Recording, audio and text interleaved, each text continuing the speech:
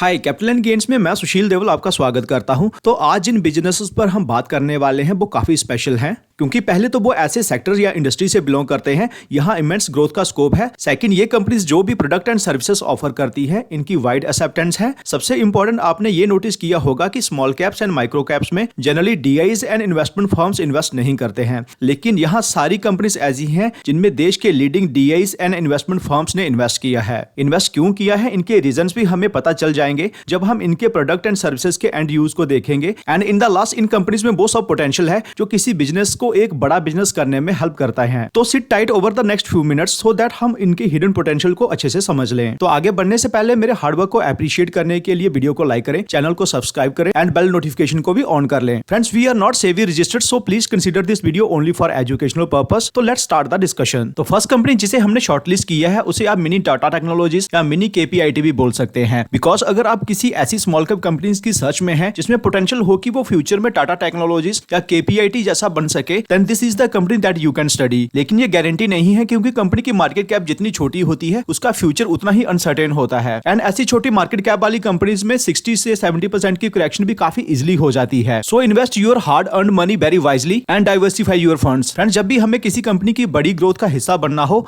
यहाँ पर वो मल्टीफोल्ड ग्रो हो सके, तो ऐसे में हमें उस कंपनी के डीप इनसाइट्स का पता होना चाहिए, क्योंकि स्क्रीनर पर या मनी कंट्रोल पर किसी कंपनी के नंबर्स देख लेने से फ्यूचर ग्रोथ के बारे में कुछ भी पता नहीं चलता है। तो first company engineering research and development service provider है, जो प्राइमरली 3 वर्टिकल्स में ऑपरेट करती है, जिसका फर्स्ट वर्टिकल है industrial equipment and heavy machinery. Second vertical है ट्रांसपोर्टेशन एंड मोबिलिटी, जो कि फर्दर डिवाइडेड है ऑटोमोटिव एंड रेल ट्रांसपोर्टेशन में।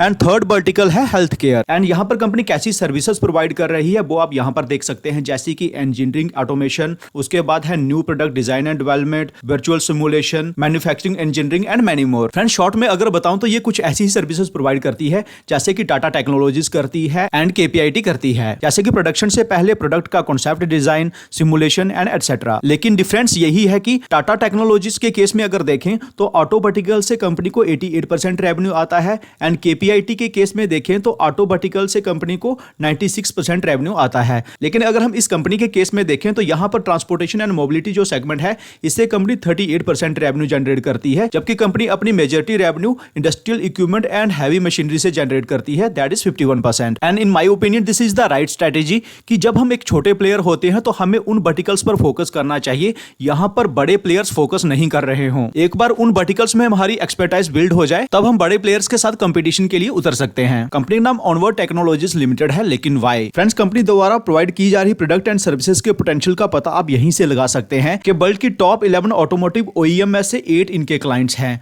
एंड वर्ल्ड की टॉप इंडस्ट्रियल इक्विपमेंट मैन्युफैक्चरर्स में से 5 इस कंपनी के क्लाइंट्स हैं। कंपनी के पास 88 एक्टिव क्लाइंट्स हैं, एंड इसके साथ कंपनी की प्रेजेंस 6 कंट्रीज में है, जिसमें primarily India, USA and Germany आते हैं। 2022 में कंपनी विनर रही है टेक्नोलॉजी एक्सीलेंस अवार्ड की for the best ER&D partner for automotive industrial and equipment OEMs. Friends, Covid pandemic से पहले कंपनी के पास 250 क्लाइंट्स हुआ करते थे, एंड इसे कंपनी ने कम कर 88 कर दिया है इसी क्वार्टर में। ER&D इंडस्ट्री में क्या होता है कि आपको अपने कस्टमर्स को काफी एक्सक्लूसिव सर्विसेज प्रोवाइड करनी होती है, एंड उनको ये रियलाइज करवाना होता है कि आपको जो ER&D सर्विसेज प्रोवाइड की जा रही है, शायद दूसरा ER&D प्लेयर ऐसी सर्विसेज आपको प्रोवाइड ना कर पाए। लेकिन क्या होता है कि अगर किसी ER&D प्लेयर्स के पास कस्टमर्स बहुत ज्यादा होते हैं तो उसका फोकस भी उतना ही ज्यादा बढ़ जाता है। वो कस्टमर जो ER&D कंपनी को सबसे ज्यादा रेवेन्यू दे रहे होते हैं, कंपनी उन पर भी अच्छे से फोकस नहीं कर पाती है। तो ER&D सर्विसेज कंपनीज का यही फोकस होता है कि ऐसे कस्टमर्स को होल्ड करके रखा जाए, एंड ऐसे कस्टमर्स को एक्सक्लूसिव सर्विसेज प्रोवाइड की जाए जो अपनी इंडस्ट्री में लीडर्स हों। एंड यही कारण है कि कंपनी ने अपने क्लाइंट्स को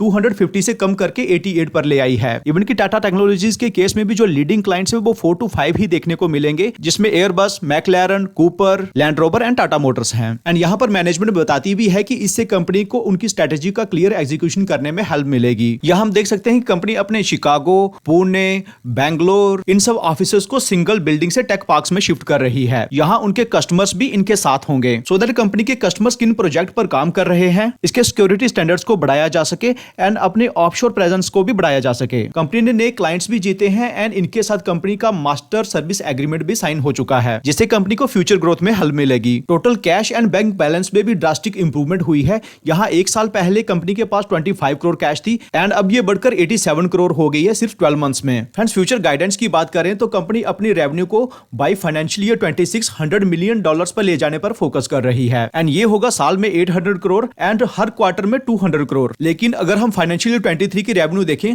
तो ये रही है 441 करोड़, तो मींस अगले 2 सालों में ये डबल हो सकती है, क्योंकि फाइनेंशियल ईयर 24 तो एंड होने ही वाला है। तो सिमिलरली अगर हम क्वार्टरली रिजल्ट्स में देखें तो अभी हमें 120 करोड़ के अराउंड रेवेन्यू देखने को मिल रही है एंड ये भी बढ़कर 200 करोड़ तक हो सकती है एंड ये गाइडेंस काफी इंप्रेसिव है। तो फ्रेंड्स, कंपनी की शेयर होल्डिंग में अगर हम जाएं तो यहां पर हमें की इंस्टीट्यूशंस की होल्डिंग देखने को मिलेगी, जहां इन्फिनिटी डायरेक्ट होल्डिंग के पास 17.3% की होल्डिंग है, कोटक महिंद्रा के पास 2.9% की होल्डिंग है, बाइट ओ कैपिटल फंड के पास 3.1% की होल्डिंग है, इंडिया अकाउंट फंड लिमिटेड के पास 1% की होल्डिंग है एंड उसके बाद माइनर सी होल्डिंग कुछ 2 और इन्वेस्टमेंट फर्म्स के पास है। ओवरऑल एफआईएस के पास 2% की होल्डिंग है, डीआईएस के पास 6% की होल्डिंग है, प्रोमोटर्स के पास 38% की होल्डिंग है एंड पब्लिक के पास 54% की होल्डिंग है। एक बार हम शेयर होल्डिंग के ट्रेंड को भी देख लेते हैं तो यहां अगर हम शेयर होल्डिंग पैटर्न में देखें तो प्रमोटर्स के पास 61.71% की होल्डिंग हुआ करती थी एंड ये कम होकर 38.15% रह गई है, मींस अप्रॉक्सीमेट 23% के अराउंड होल्डिंग कम हो चुकी है। यहां पर काफी सारे इन्वेस्टर्स को ये लगेगा कि प्रमोटर्स अपनी होल्डिंग को बेचकर भाग रहे हैं। फ्रेंड्स, इस बात का पता हम ऐसे लगा सकते हैं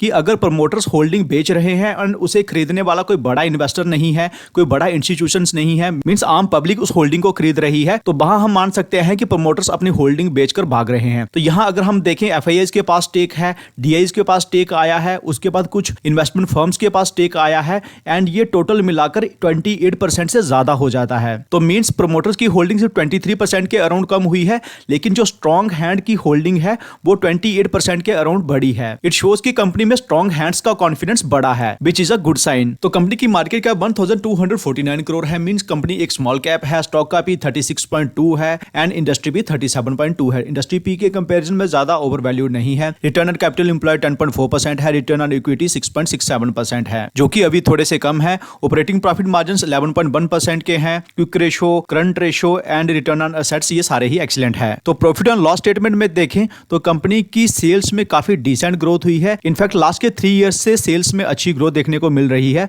लेकिन नेट प्रॉफिट्स में काफी अच्छी ग्रोथ हुई है लास्ट के 3 सालों में एंड ट्रेलिंग 12 मंथ्स में। उसके बाद कंपनी की बैलेंस शीट को देखें, लेकिन बैलेंस शीट में डाटा थोड़ा सा पुराना रहता है। यहाँ पर हमें रिजर्व्स देखने को मिलेंगे 168 करोड़ के, कंपनी पर बोरोइंग देखने को मिलेगी 15 करोड़ की। उसके बाद कंपनी के पास जो कैश इक्विवेलेंट्स है वो हमें 23 करोड़ के देखने को मिलेंगे। लेकिन जैसा कि हमने अभी स्टडी किया ही था कि कंपनी के पास प्रेजेंटली जो कैश इक्विवेलेंट्स हैं वो हो गए हैं 87 करोड़ के। तो बैलेंस शीट कंपनी की एक्सीलेंट है। कंपनी छोटी है लेकिन सर्विसेज की अच्छी एक्सेप्टेंस है। कंपनी के पास इंडस्ट्री लीडिंग क्लाइंट्स भी है, तो इसलिए इस कंपनी को आप और अच्छे से स्टडी कर सकते हैं। तो फ्रेंड्स, सेकंड कंपनी एक माइक्रो कैप कंपनी है जो काफी हाईटेक एंड क्रिटिकल एप्लीकेशंस वाली बैटरी बनाती है, जिसका एप्लीकेशन पहले तो डिफेंस सेक्टर में होता है। तो कंपनी के एयरक्राफ्ट बैटरी सेगमेंट में जाएं तो हम यहां पर देख सकते हैं कि जो निकल कैडमियम बैटरीज बना रही है कंपनी अलग अलग कैपेसिटीज की, इसका use Indian air force and Indian navy कर रहे हैं। जिन एयरक्राफ्ट में इन बैटरीज का यूज हो रहा है उसमें आता है जैगुआर, मिराज, सी किंग, सुखोई, किरण MK1, किरण MK2, AN32, सी हैरियर, आईलैंडर एयरक्राफ्ट, चीता,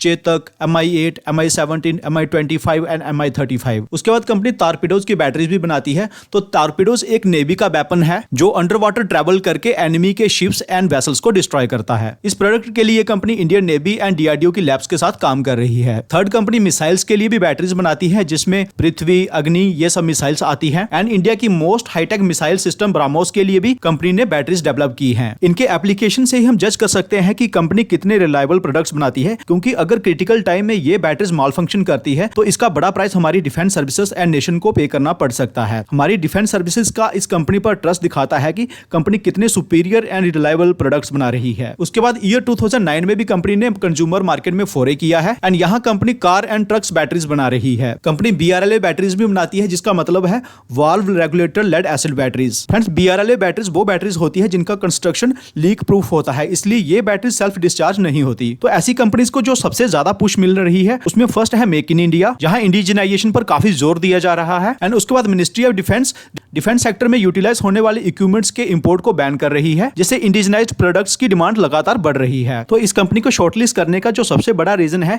वो ये कि इतनी छोटी कंपनी होने के बावजूद कंपनी इतने क्रिटिकल प्रोडक्ट्स बनाती है एंड इनकी एक्सेप्टेंस भी अच्छी खासी है। तो फ्यूचर में कंपनी जब नए वर्टिकल्स में एंटर करेगी तो इनके एग्जिस्टिंग कस्टमर्स इनके नए प्रोडक्ट्स को भी इजिली एक्सेप्ट कर लेंगे। तो कंपनी का नाम है एनर्जी बैटरीज लिमिटेड है। कंपनी की मार्केट कैप 542 करोड़ है। स्टॉक का पी है 27.9, इंडस्ट्री पी है 50.1। इंडस्ट्री पी के कंपैरिजन में अंडर वैल्यूड है। रिटर्न ऑन कैपिटल एम्प्लॉयड 37.3 है। आरओसीई 37.3% है एंड रिटर्न ऑन इक्विटी 33.9% है। उसके बाद ऑपरेटिंग प्रॉफिट मार्जिन 30.4% के हैं। Quick ratio, current ratio and return on assets सारे ही एक्सीलेंट है। तो कंपनी के फाइनेंशियल मैट्रिक्स सारे ही एक्सीलेंट है। क्या होता है कि कंपनी के जब इतने इंप्रूव्ड फाइनेंशियल्स पब्लिक के सामने आ जाते हैं तो स्टॉक प्राइस में एक बड़ा अपरन हो ही जाता है। तो यही अगर हम देखें 5 इयर्स में एक अच्छा अपरन देखने को मिला है। लेकिन आज भी कंपनी की मार्केट कैप काफी छोटी है। उसके बाद प्रॉफिट एंड लॉस स्टेटमेंट में देखें तो यहां हमें सेल्स में ग्रोथ थोड़ी स्लो देखने को मिल रही है, क्योंकि कंपनी जो प्रोडक्ट बनाती है उनकी लाइफ काफी लंबी होती है एंड प्रोडक्ट्स में बार बार माल फंक्शन भी नहीं होती है। लेकिन कंपनी के प्रॉफिट्स में अच्छी ग्रोथ देखने को मिल रही है।